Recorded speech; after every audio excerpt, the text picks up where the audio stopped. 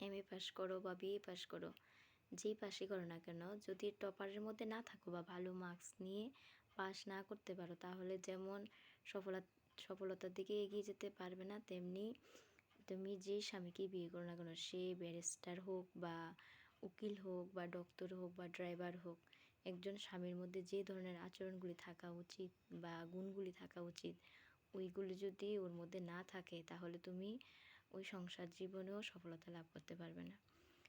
তাহলে তুমি যদি তোমার লাইফটাকে ভালোভাবে চালাতে চাও বা ভালো দিকে এগিয়ে নিয়ে যেতে চাও, তাহলে তোমাকে ভালোভাবে পড়াশোনা করতে হবে, ভালো মার্কস নিয়ে পড়াশোনা করতে হবে।